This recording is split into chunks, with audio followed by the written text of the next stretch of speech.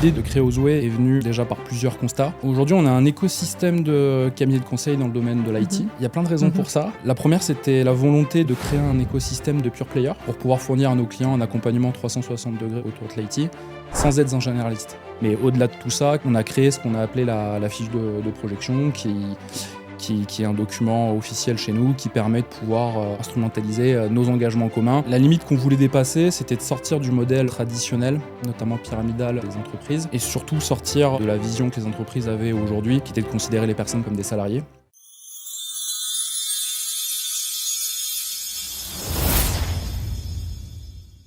Bonjour Bruno. Bonjour Audrey. Tu es le directeur général de l'entreprise Ozway, une entreprise qui ne ressemble à aucune autre. Donc, vous vous êtes inspiré des modèles américains et scandinaves pour casser les codes de l'entreprise française traditionnelle. C'est ça. Tout d'abord, comment t'es venue l'idée de créer Ozway ? Alors, l'idée de créer Ozway est venue déjà par plusieurs constats. Aujourd'hui, on évolue dans un monde qui vit des mutations qui sont assez énormes à notre échelle, des mutations environnementales, des mutations également sociétales. On a également une crise sanitaire qui est passée par là, qui a redéfini le monde du travail, aussi bien du côté des entreprises que du côté des salariés. Malgré tout, on vit dans un monde où on a une instabilité économique, politique ou encore géopolitique. Et parmi tous ces sujets-là, les entreprises se sont de plus en plus détachées de leurs salariés en les considérant justement uniquement comme des salariés et plus comme des personnes dans leur entièreté. Donc notre volonté de départ, c'était de pouvoir construire un projet, un écosystème où nos membres puissent s'épanouir et puissent s'appuyer justement sur cet écosystème qui est inspirant et sécurisant pour eux. Le deuxième aspect, c'était aussi de pouvoir réunir les meilleurs qu'on connaissait dans notre domaine, les plus talentueux, pour construire un projet ambitieux, disruptif, mais également engagé et surtout profondément collectif. Quelle était la limite du système traditionnel que vous souhaitiez dépasser ? La limite qu'on voulait dépasser, c'était de sortir du modèle traditionnel, notamment pyramidal des entreprises. Et surtout sortir de la vision que les entreprises avaient aujourd'hui, qui était de considérer les personnes comme des salariés et non plus comme des personnes dans leur entièreté. Donc les salariés eux-mêmes ont mis de côté les entreprises, ou du moins à côté de leur vie le travail. Donc l'idée, c'était de pouvoir construire un modèle dans lequel on puisse responsabiliser les différents membres qui puissent intégrer notre écosystème. J'utilise bien le mot membre parce que d'ailleurs, on a voulu rayer le mot salarié de notre structure ou même collaborateur. Parce que nous, l'idée, c'est qu'on ait des membres dans un projet qui est collectif. Est-ce qu'on peut juger cet ancien système, enfin ce système qui est toujours actuel en France, d'archaïque au fond, même s'il existe encore ? On peut le considérer comme archaïque parce que, en plus, avec les nouvelles générations qui arrivent, qui ont une vision du travail qui est aussi différente, j'en fais partie parce que je suis assez jeune. Pour le savoir. Le modèle d'entreprise doit faire que les personnes soient responsabilisées et soient autonomes dans leur travail. Et il doit y avoir aussi une certaine transparence dans le projet commun qu'on doit construire ensemble. Voilà. Et se sentir aussi considéré en tant que, comme vous dites, en tant que personne, entité à part entière. Exactement. C'était la volonté du groupe et de notre projet. Donc pour ça, en fait, on y reviendra, mais on a construit pas mal de choses autour du membre, notamment au niveau de l'engagement, pour pouvoir l'accompagner sur toutes les facettes de sa vie, qu'elle soit professionnelle ou personnelle. Alors, quel est aujourd'hui le cœur de votre activité ? Alors, aujourd'hui, on a un écosystème de cabinets de conseil dans le domaine de l'IT. Donc, on a 6 sociétés, 6 cabinets de conseil, dont la maison mère qui est Ozway Group, et 5 cabinets pure players chacun dans leur domaine, Ozway Cybersecurity, Ozway Infra and Cloud, Ozway Network, Ozway Data and Apps et Ozway Consulting. Donc l'activité qu'on va adresser, ça va du conseil jusqu'à la formation. Et globalement, on va accompagner des clients grands comptes dans leur gros sujet de transformation dans le domaine de l'IT, dans les thématiques que je vous évoquais tout à l'heure. Et comment s'articulent toutes ces sociétés autour d'Ozway ? Comme je le disais, Ozway, c'est c'est 6 cabinets, 6 sociétés à part entière, et ça, on y Mhm. tenait de pouvoir le construire de cette manière-là. Chacun des cabinets a pu bénéficier du socle de base qu'on a construit, qui soit organisationnel, managérial ou même social. Et chacun des cabinets est autonome mais pas indépendant. Mhm. Euh, Ils travaillent tous entre eux parce qu'en fait, chacun des domaines qu'on adresse sont complémentaires et sont liés d'un point de vue métier. Mhm. Donc, chacun des cabinets évolue ensemble et travaille sur notamment, il y a des gros projets où chacun des cabinets va intervenir et travailler ensemble de bout en bout. Et pourquoi avoir fait le choix de ce modèle multistructure? Bon, il y a plein de raisons il y a plein de raisons Mhm. pour ça. La première, c'était la volonté de créer un écosystème de pure players pour pouvoir fournir à nos clients un accompagnement 360 degrés autour de l'IT sans être un généraliste. Ça, c'est une notion importante parce que nos clients, quand ils cherchent une expertise de niche, ils préfèrent faire appel à des pure players dans notre domaine qu'à des structures généralistes qui adressent tous les métiers. Euh, la deuxième raison, c'était pouvoir attirer des talents parce que les experts de notre domaine sont surtout attirés par des structures qui sont pure players et ils sont surtout intéressés par travailler avec des pairs qui partagent leurs compétences, des visions différentes, mais d'un point de vue métier, mais une expertise commune. Et enfin, la dernière raison pour laquelle on a construit ce modèle-là, c'était aussi parce qu'on avait une idée très claire de ce qu'on voulait faire, d'où on partait et de où on voulait aller. Donc, on a construit en fait notre organisation en cible Mhm. directement. Beaucoup d'entreprises, quand elles se développent et quand elles sont en construction, vont plutôt se développer commercialement, avoir de l'activité qui rentre, puis ensuite organiser leur structure par rapport à ce qu'ils peuvent gérer. Nous, on a voulu faire l'inverse. C'était de poser les fondations et les piliers de notre écosystème pour qu'on n'ait plus forcément à y toucher dans les prochaines années. Aujourd'hui, on a un modèle d'entreprise qui fonctionne aussi bien dans l'organisation qu'on a aujourd'hui avec 80 personnes, mais ça fonctionnera de la même manière si on en a 200 ou si on en a 500 demain. Ah oui, donc c'est très bien structuré à la C'est base. ça. C'était une vraie volonté de pouvoir le structurer comme ça. Euh, on fait beaucoup de choses. On a beaucoup de projets aussi transverses au groupe. Il était important de bien s'organiser et de mettre les bonnes mécaniques pour que ça fonctionne bien et que ça parte pas dans tous les sens. Comment se passe le recrutement chez Ozway? Est-ce que vous avez aussi voulu être disruptif dans cette étape? Et effectivement, on a voulu être disruptif dans cette étape, mais aussi dans l'intégration aussi des membres. Parce qu'en fait, on considère que le recrutement est le démarrage du process d'intégration d'un membre. Déjà, la première chose sur laquelle on est assez disruptif, c'est que le recrute principalement par cooptation, qu'elle soit interne ou externe. L'ensemble des membres que je vous disais tout à l'heure ont intégré le groupe par recommandation. Donc ça, c'est une première chose. Ensuite, on est disruptif par la manière de recruter, parce que l'idée de l'entretien de recrutement, c'est de pouvoir se rencontrer, savoir si on a une vision professionnelle, des valeurs et un mode de fonctionnement qui convient bien. Mais au-delà de tout ça, quel engagement commun on a envie de prendre ensemble.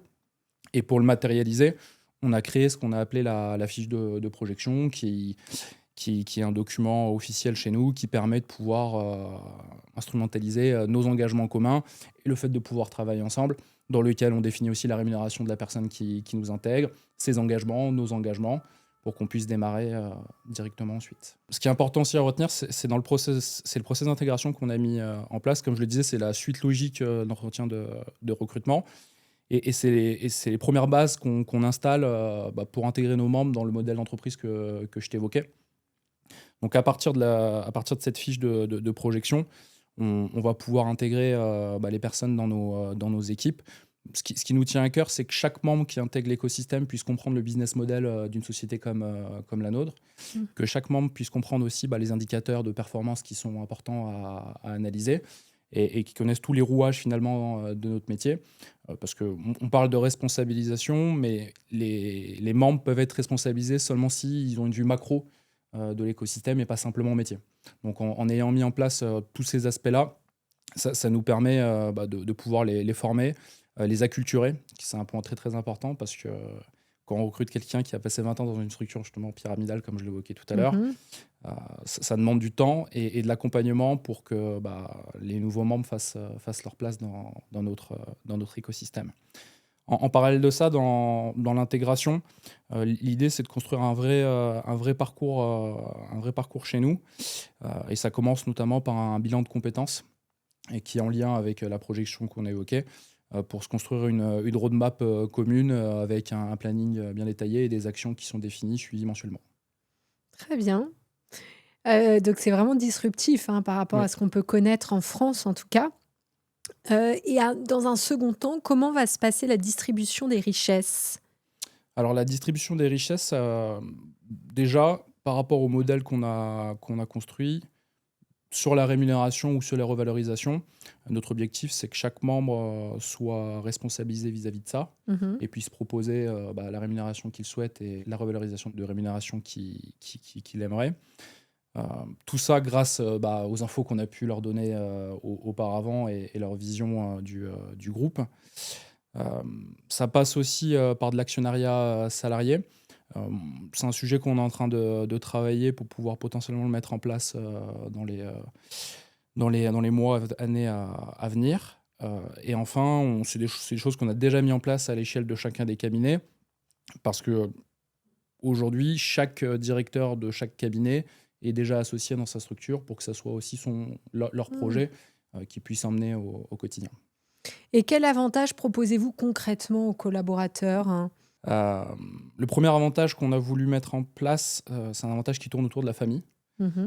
Donc, on a mis en place un service de réservation de places en crèche euh, qui permet à nos membres justement de pouvoir avoir accès aux crèches assez facilement. C'est quelque chose d'assez unique en France, notamment dans notre domaine d'activité. Ça existe à l'échelle de d'autres sociétés dans notre Mmh. domaine, mais uniquement sur les populations qui travaillent dans les sièges. Nous, on a Mmh. voulu le faire à l'échelle de l'ensemble des populations qui travaillent chez nous. On a un avantage également qui est C'est mmh. l'accompagnement à l'investissement locatif. Dans la même ADN de tout ce qu'on a construit, l'idée c'était de pouvoir accompagner nos membres d'un point de vue personnel dans l'accompagnement à l'investissement. Ça, on l'a vraiment bien structuré parce que notamment dans un modèle français, c'est pas toujours simple de pouvoir le mettre en place pour pouvoir répondre aux exigences qui sont connues aujourd'hui. Et dans la suite de ces avantages, on a aussi mis en place un accompagnement sur la partie fiscale, donc Mmh. déclaration d'impôts et gestion de patrimoine. Là, c'est pareil, comment on peut faire en sorte que les personnes qui évoluent chez nous, les membres qui évoluent chez nous, puissent optimiser leurs revenus.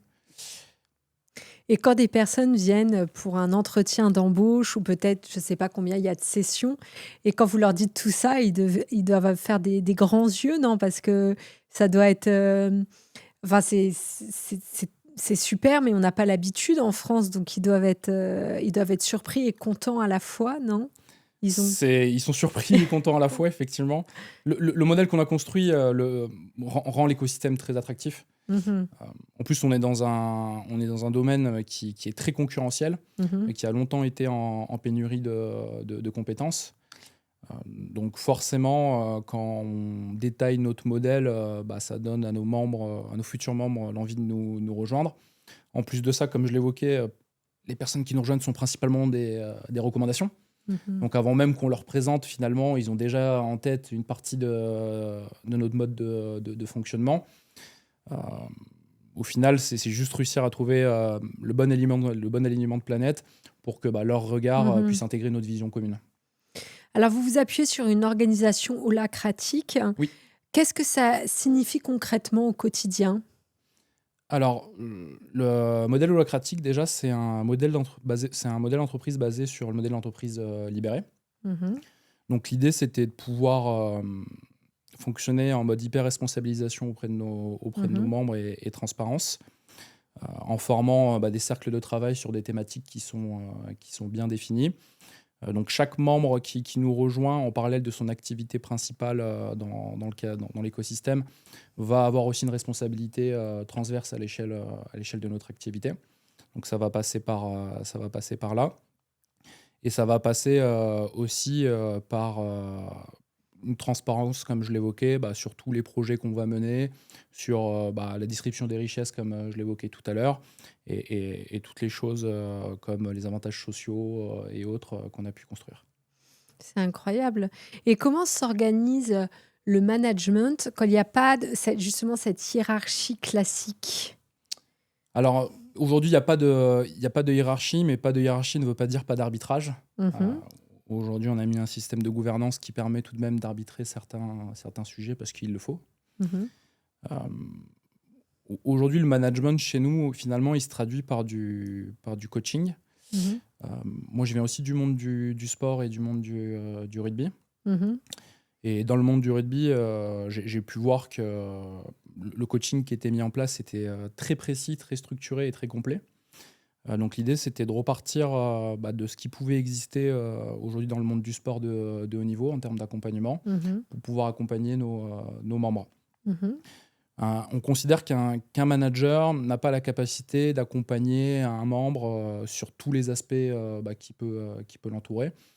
Donc l'idée, c'est qu'on puisse mettre en place un système de coaching sur chacune des thématiques pour que notre membre puisse évoluer et progresser vers l'ambition qu'il veut avoir. Alors avec cette organisation aussi atypique en France, pouvez-vous mesurer aujourd'hui l'impact économique et humain? Oui, on peut mesurer l'impact économique et humain. Déjà, d'un point de vue économique, ce qui est intéressant, c'est que notre modèle permet également d'avoir des charges structurelles qui sont allégées. Mhm, Parce que je le disais, ne serait-ce le recrutement, aujourd'hui, il est effectué principalement par recommandation. Donc, mhm, c'est nos membres qui nous aident à recruter. Donc, on n'a pas de chargé de recrutement dans nos équipes. Et en plus de ça, le modèle d'entreprise qu'on a voulu construire permet de pouvoir réduire au maximum le turnover. Euh, un turnover et un remplacement en termes de recrutement, c'est quelque chose qui peut coûter assez cher pour une entreprise. mhm. Ça se mesure souvent entre 8 000 et 10 000 euros le recrutement. Donc là déjà, l'impact économique, on le voit assez bien à travers la fidélisation de nos membres dans le temps. On a aussi une notion d'attractivité, on l'a dit tout à l'heure, hein, les personnes ont envie de nous rejoindre. Mhm, Donc ça nous permet de gagner du temps dans les recrutements qu'on a envie d'effectuer. Euh, Ça séduit aussi les clients, mhm, malgré tout, parce qu'un consultant qui est bien dans son entreprise, c'est un consultant qui est bien chez son client et qui mhm. accompagne de la bonne manière son client. On a même d'ailleurs des clients qui nous ont rejoints finalement dans l'écosystème en interne et qui ont rejoint le projet. On a su aussi convaincre des personnes qui étaient indépendantes depuis des années, qui n'avaient pas forcément envie de changer, mais qui ont compris qu'en nous rejoignant, ils avaient énormément d'avantages qui ressemblaient à ce qu'ils avaient en tant qu'indépendants, tout en intégrant un collectif et un projet où finalement ils ne sont plus tout seuls. C'est vraiment un cercle vertueux. C'est ça, c'est l'idée. C'est de pouvoir faire en sorte que le groupe s'alimente sur toutes les activités. Euh, Ce qu'on aime bien dire, c'est que la réussite individuelle passera par la réussite collective. Mm. C'est une notion qui est très importante pour nous. Et c'est pour Qu'on, ça que même oui, pardon, qu'on retrouve aussi dans le rugby. qu'on retrouve aussi dans le rugby ou dans les sports co de Mhm, manière générale. mhm. Mais d'ailleurs, même dans les sports individuels, hein, parce que dans les sports individuels, ce qu'on voit pas, c'est toutes les personnes qui en bac Oui, qui accompagnent le sportif. Et l'idée, c'est, comme notre baseline le dit, c'est d'avoir plusieurs regards pour une seule vision. c'est un bel état d'esprit. Et pensez-vous alors que ce modèle puisse être duplicable? On pense que ce modèle peut être duplicable parce que finalement, la façon dont on a construit le groupe, c'est Mhm. surtout une manière de voir l'entreprise et une manière de considérer les personnes qui travaillent avec nous. Donc finalement, ça peut être duplicable à tous les secteurs d'activité ou tout type d'entreprise. Et vous pensez que des entreprises françaises, justement, vont s'inspirer de votre modèle?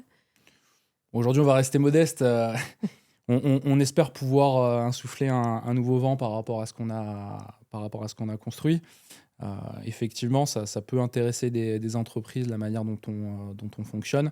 Et on pense vraiment que ça peut marcher à l'échelle de la France. Très bien. Et pour terminer cette interview, est-ce que vous auriez un conseil ou des conseils à donner à un jeune entrepreneur?